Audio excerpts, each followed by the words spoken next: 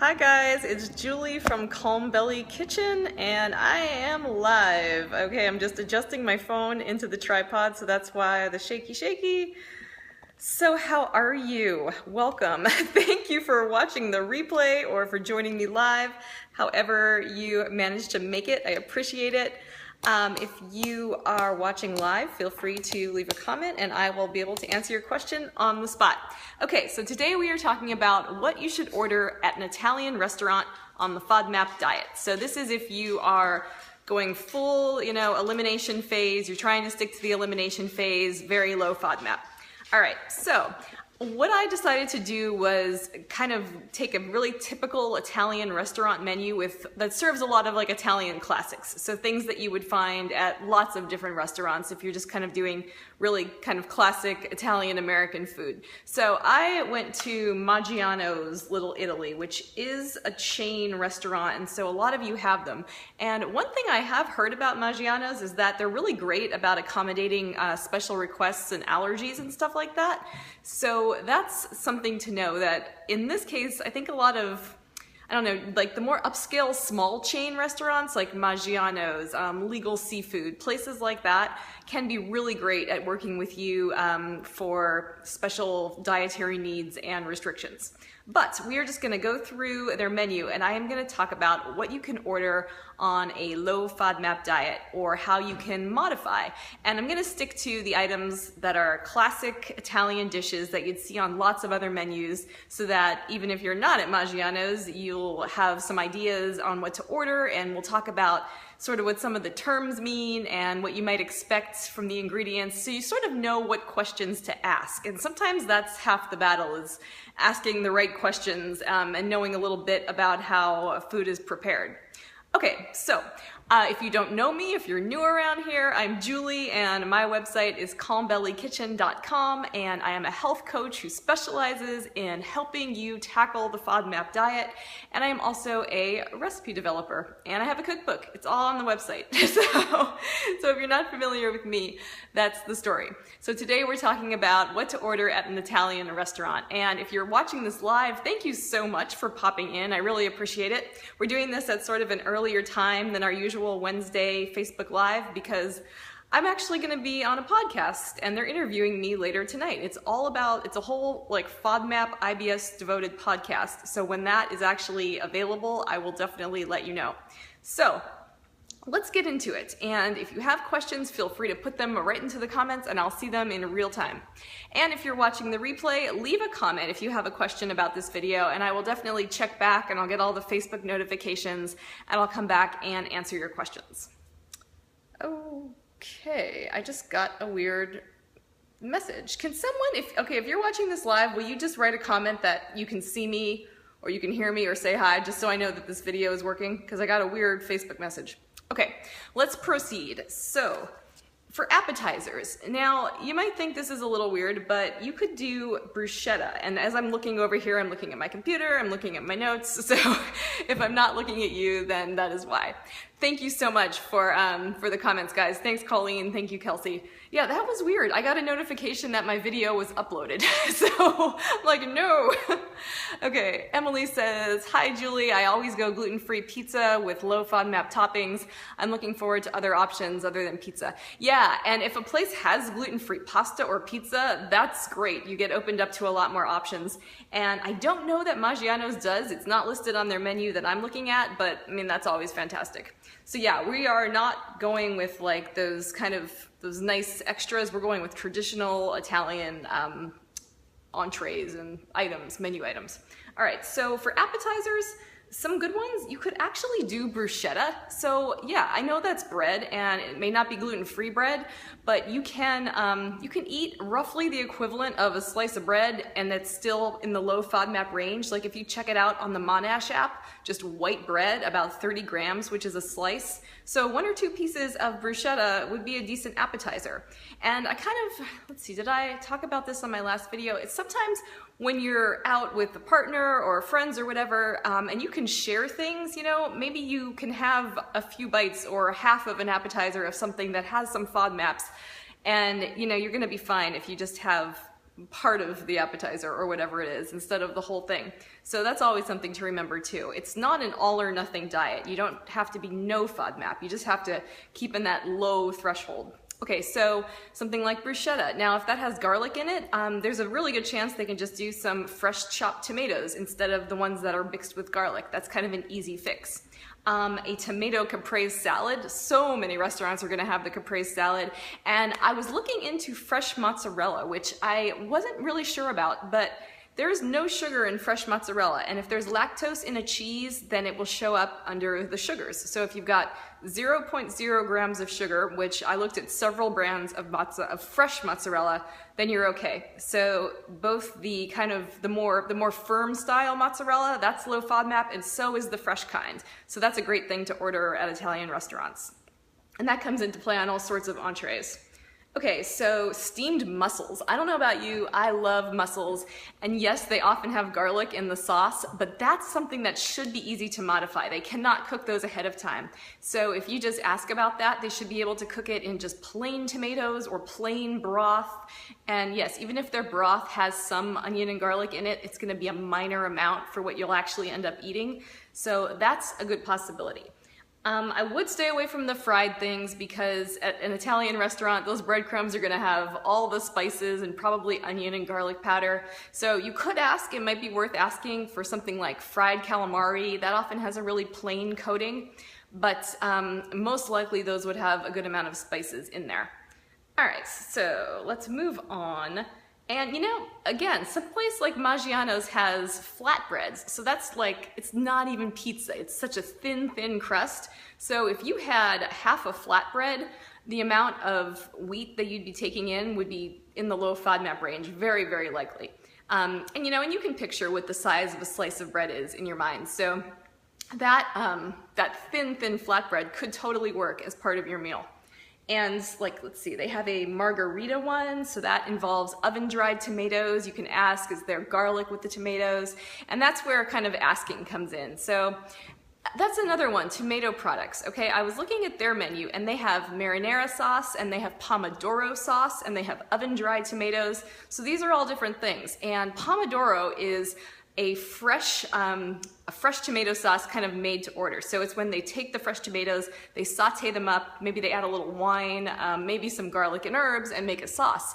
But if that's being made to order, then they could leave out the garlic and you could have it modified for your needs. So if there's a marinara sauce on something, you can ask if they could just do a fresh tomato sauce instead, or a pomodoro, which would be the Italian name for it. Okay. So flatbreads, definitely a possibility. They have a chicken and roasted pepper flatbread. Now we're moving on to salads and soups. So there aren't really any Italian soups that would work. And you guys know soups are made in advance, so they can't do a lot to modify the stuff that they've made, you know, way ahead like soups. So like a creamy tomato soup would be out, unfortunately. But with salads, and at Maggiano's they have some really nice salad options, and it's always the easy go-to for low FODMAP. You know, if they're gonna make a salad to order, they can kind of pick and choose the ingredients that you need. But some ingredients to know, like crispy prosciutto, that's totally fine, that's low FODMAP. Prosciutto doesn't ever involve spices, or not typically. It doesn't typically involve spices the way pepperoni does, that's just cured ham. What else have we got? A lot of salads with blue cheese. Blue cheese is low FODMAP, it's aged. Pine nuts are good. What else? Applewood smoked bacon. I know you hear the word apple and you know that's high FODMAP, but Applewood smoked bacon, it's just the wood is it from an apple tree, I believe? I think that's why it's called Applewood. So the pork is just cooked over with the smoke that's made from the wood, so there's this flavor. It's totally fine. That's a totally low FODMAP item. And really with all of these, even with their Italian dressing or their balsamic vinaigrette, I would still go with an oil and vinegar dressing. It's very likely that these are pre-made and that they have garlic and maybe even onion powder in them. So I would go with oil and vinegar on that one, or lemon. But for me, that's not bad. I kind of like that anyway. All right, what other things under salads? Olives are great. If the croutons, like they say garlic croutons here a lot, and you would definitely want to avoid that. It wouldn't hurt to eat a few plain croutons. Like I said, you know, a little bit of white bread is still gonna put you in the low FODMAP range. All right, what's the next category? Now I'm looking at my notes. So at a place like this, pasta is kind of out, I'm sorry to say. And the thing to remember though too is if you have 1 or 2 bites of your partner's pasta, that should be fine. You know, you can kind of get your fix, but too much of that, and you know how easy it is to eat too much pasta. And the sauces, if it's marinara sauce, that will be made with, you know, an onion and garlic in the base and everything. So you're gonna want to avoid that for now until you test and find out how much you can tolerate. Okay, so moving on to, and this is healthier stuff anyway, like chicken and seafood dishes. And there actually is a lot here that you can do with some easy modifications. So a chicken saltimbocca, this is my favorite one, and if you're not familiar with this dish, it's a classic dish. I took an Italian cooking class years ago and I learned to make it. It's really simple and it's just kind of thin chicken wrapped with provolone and prosciutto and a sage leaf and sauteed. And there's usually like a little, maybe a wine lemon butter sauce, but there's usually, well, there's no garlic in the traditional version, and you could certainly check on that to ask, but chicken saltimbocca would be a great one, and you're not gonna be sad. Okay, then there's things like chicken caprese, or I have no idea if I'm pronouncing caprese or caprese right. Chicken caprese, so all you want to do is make sure that you're not getting, if they have like a wine butter sauce or a lemon butter sauce, that's a sauce that's made to order in the pan with your food. So just ask, is there garlic added to that sauce? And tell them not to add it. So that's a pretty easy fix there. What else? What else? Chicken francese or franchise. That's a Parmesan crusted chicken with lemon butter and crispy potatoes. That would be great. And you know, potatoes, and I have to say I love roasted potatoes. So anytime you can get a side of potatoes, that's a really good bet in most cases. Chicken piccata. Okay, so what that is chicken with capers and usually just wine, lemon, and butter. Maybe not even wine all the time. So that's a good one, and that's where you would definitely ask just to be absolutely certain about the garlic, but chicken piccata is delicious, and that's an easy modification if they use garlic. Okay. With Italian seafood dishes, that usually involves seafood and pasta together. So unless you could get like a balsamic glazed salmon, that would be fine. That wouldn't have too much balsamic on it to get into the high FODMAP range. Or of course, if you just wanted it plain, I'm sure they could do that too. What else? What else? What else? Yeah, most of the seafood is going to involve pasta unless you're doing mussels. Or with all those salads too, you can get it topped with salmon or chicken or shrimp, and in that case it's cooked to order, so you should be able to get that without any marinade or seasoning. And then most Italian restaurants will have really great steaks. There's always at least one on the menu, and at Maggiano's they actually have a filet mignon, which is my favorite. I love the super lean tender filet, but they have beef medallions, they have prime New York strip. So any of those things can definitely be prepared any way you want it. I mean, that's kind of the deal with steak. They give you the option to do a spice crusted steak or a peppercorn crusted steak. So if you like a little extra pizzazz, a peppercorn crusted one would be amazing. And that's usually where they use fresh green peppercorns, not just like the black pepper that you might be used to. Okay, Emily, is raw seafood FODMAP friendly? That's a great question. Yes, it definitely is. So sushi, baby. Any protein, okay? Any protein is low FODMAP unless it's been seasoned with other ingredients. So ceviche, it definitely depends on the recipe, but you can find ceviche that doesn't have onion and garlic in it, and any sushi. Yeah, and they'll always tell you all the ingredients in your sushi rolls, or you can modify it, so yeah, definitely. What else? And all the stuff I said with chicken, all that would go for veal as well, like veal parmesan, veal marsala, veal piccata. Those are usually options at most restaurants. And if you're at a place like this that has a lot of simple sides, there's definitely some possibilities there. So sauteed spinach, you can ask. I mean, that's going to be prepared to order. Ask if they add garlic to it and say no. Green beans with bacon, that's a great side. I mean, you don't want to overdo your green beans, but anywhere from like, you know, a good little moderate serving of green beans will put you in the low FODMAP range, and add some bacon to it. You're not going to feel deprived at all. Asparagus is high FODMAP, so avoid that. And there are some traditional Italian dishes where it's like, I don't know, fish over prosciutto and asparagus. You see asparagus a lot, just substitute it, ask to sub it. I don't think anyone would have a problem doing that for you. And potatoes, we mentioned that. And sauteed vegetables. You could probably get a side of sauteed veggies that doesn't have any garlic added to it. Definitely ask, but that should be absolutely fine. So does anyone else have any questions about Italian food? I kind of went through that quickly, and I'm considering doing a sort of updated version of this, like with showing you my screen with a menu and putting that on my blog. But I want to know from you guys what else you want to know. So I kind of went through the stuff that seemed important or relevant or helpful for me. But if you have questions or if there's something I just didn't even talk about, put it in the comments and I will try to follow up and turn this into a blog post. So help me out and let me know what you'd like to know.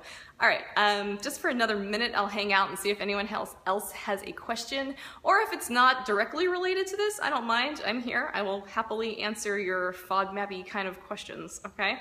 So let me just, while I just wait for a second, if anyone has a question, I'm gonna scan through this menu and see if there was something that I wanted to talk about that I missed, or my notes.